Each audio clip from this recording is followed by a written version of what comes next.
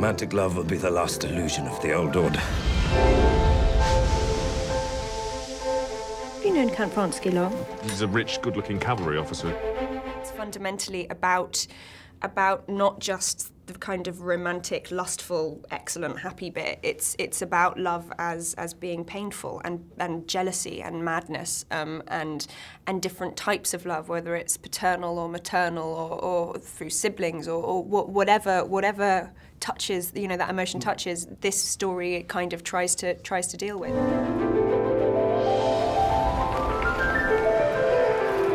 This must stop. If you have any thought for me, you will give me back my peace. There can be no peace for us. Only misery, like greatest happiness. One of the things that really invigorates this story here is the visual conceit that you've come up with, where you're quite literally the entire world as a stage in this film. What made you go with that approach? Well, I wanted to kind of try and break the conventions of period drama, which I sometimes find a bit stuffy.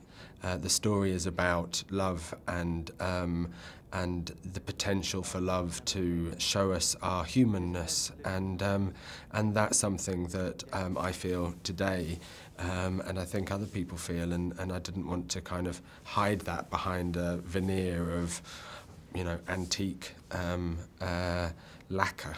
Joe Wright, the director, he had this idea. What he wanted from it was almost to create a ballet with words, and I think he has. You know, there are definitely dance sequences, but equally just the way the camera moves, the way the sets kind of change from one thing into the other. You do get that incredibly fluid, theatrical experience from it, which was something that was incredibly exciting for all of us to try and do. But you get to do it in a fantastic costume. You get to wear very lovely costumes. I have to say, this is kind of a fantasy land version of Russia in the 1870s. So even the costumes, you know, they're not typically 1870s costumes. A lot of the actual design was taken from 1950s couture.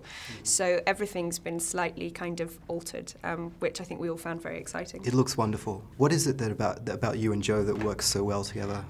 I think there's just an amazing amount of trust. You know, he's somebody who demands 150% from everybody who works with him, and he gives 150%. You know, it is all-consuming when you work with him. But I think because of that, you know that it doesn't matter how difficult the piece is or how complicated the characters are, you're always going to dive into it and immerse yourself in it.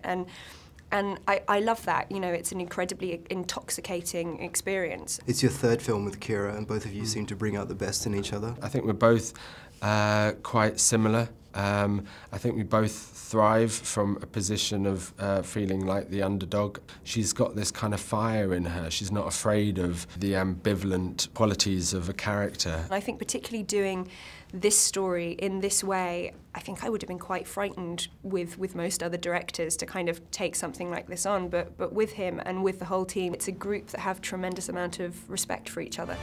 Stories like Anna Karenina are studies on the human condition. This film is both modern and classic at exactly the same time. You can't help but recognise yourself